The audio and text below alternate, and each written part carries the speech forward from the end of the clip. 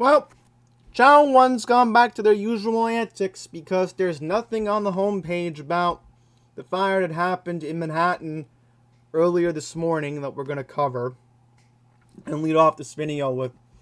Do you see anything about it on the homepage? Do you see anything about it on the homepage? No.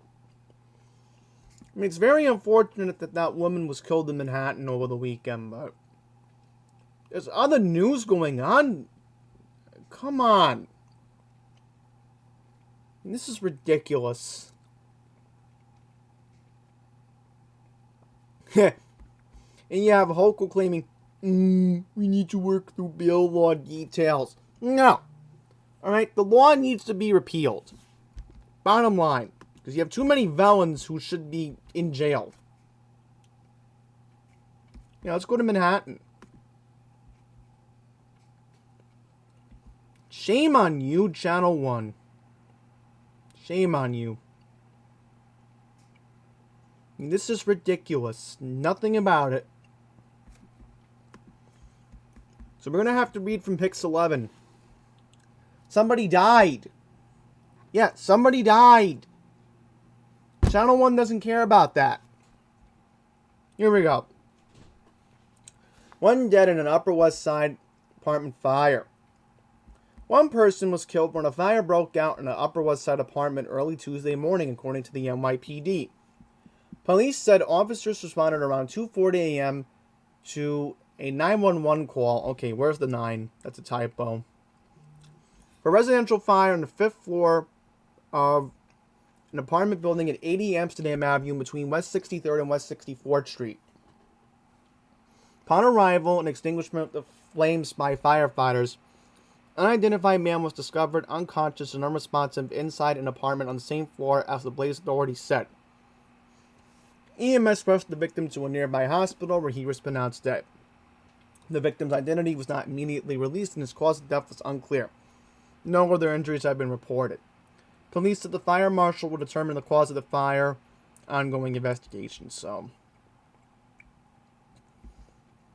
I mean, a lot going on in Queens. A lot going on.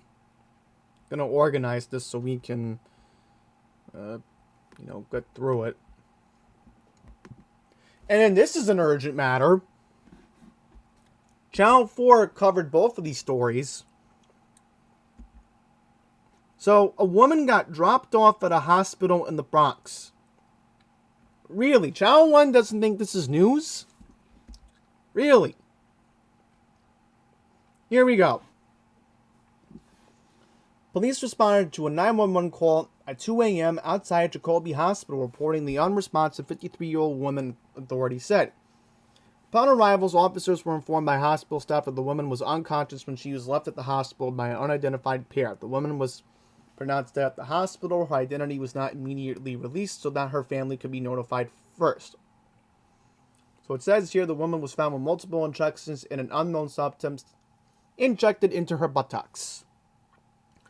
So there's going to be a cause of death, obviously.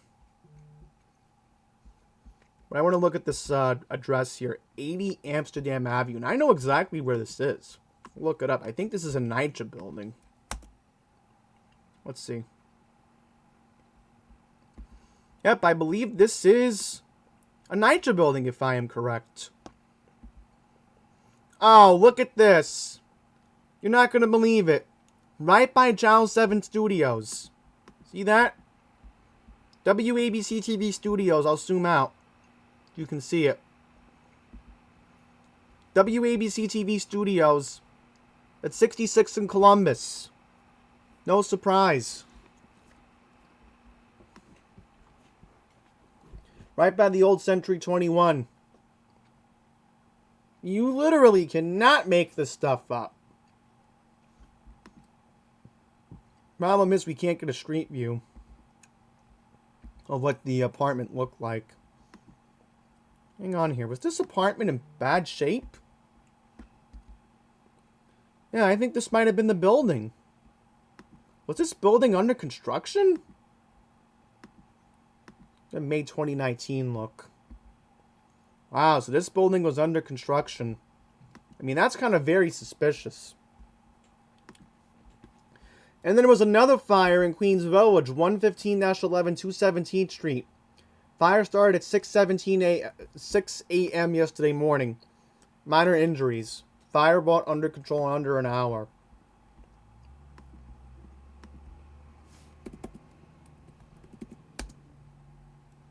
Got the address correctly.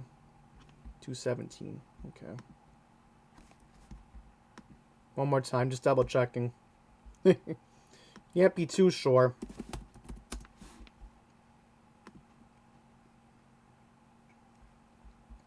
So let's look up where this is. Yep, Dutch Broadway. Know exactly where this is. Mm-hmm.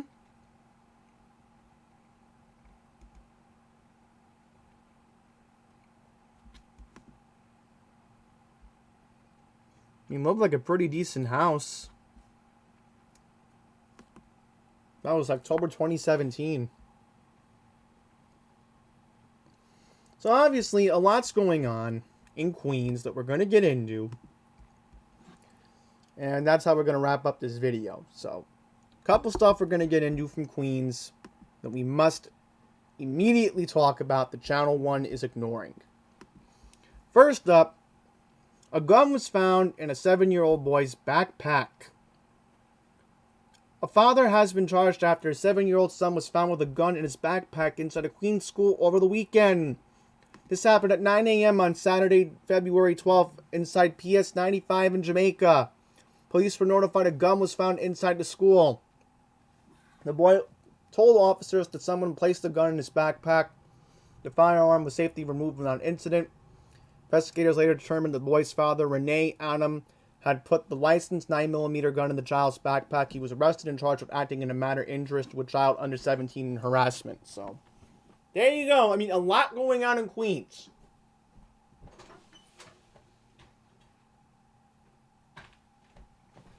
And I had to literally take a brief moment of pause because I'm just so upset that time and time again, we're constantly ignored by this station. Alright? I'm sick of it. I really, really am. We all need to take a stand against this TV station and tell them enough is enough. You need to start covering the news in Queens. And look at this missing mother. Where is this? Like, they even did a full report. A full 2-minute report on Pix 11. Okay, so it says that this woman's been missing since August. That is very suspicious. It's a very lengthy article, but, you know, Channel 1 could be covering these stories, but they just don't want to. But this is more urgent. Look at this. Shooting in College Point. Let's read this. Here we go. At around 8:45 a.m. on Thursday, February 3rd, in front of 3-01 121st Street near Powell Cole Boulevard, the suspect pulled out a handgun and squeezed off 3 shots in the vicinity of a 24-year-old man's vehicle. The victim was unharmed, but there was some damage to the vehicle. The gunman then fled the location in a gray Honda southbound on 121st Street. So very, very alarming. So, suspect was last seen wearing red hooded sweatshirt with white stripes down the back, black jeans, and black sneakers. So, I mean, again, Channel 1 could be covering this, but they just decide not to. And it's not really fair, again, for the people who pay for Spectrum thinking that they're trying to get local news. And what makes this so disturbing is the fact that, literally, this is right by College Point Yacht Club. And this is literally right by McNeil Park. McNeil Park. Out of all places, why McNeil Park? Why? We'll look this up. So this is the area where it happened. And it looks like a decent area, but again, this is what you get with no bail laws. This is the consequences that we must pay for. And then another anti-Semitic crime. Thankfully, it was blurred out. But, I mean, very, very disturbing. 6855 Harold Street. Let's look this up. I think I have an idea where this is.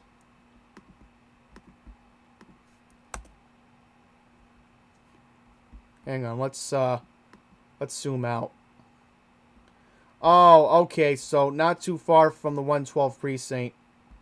Yeah, this is a different part of Forest Hills, that right by the Wendy's on Woodhaven. So I kind of know where this is. So, let's read. Anti-Semitic graffiti that was scrolled around the front window of a Forest Hills dental office on Saturday, February 12th has been removed by police officers from the 112 precinct, according to Councilwoman Lynn Schulman's office. So, if I'm correct, I believe Lynn Schulman is the successor to Karen Konsolowitz. Let's see. Yeah, this is the successor to Karen Konsolowitz, Lynn Schulman. So I just quickly want to read her background. Lynn Schulman grew up in Forest Hills and was a longtime community and LGBT activist. With decades of leadership in healthcare advocacy and progressive causes, Lynn was elected to the city council because she has a vision for how to bring about the change we need for Queens communities. Oh, so she used to be a lawyer.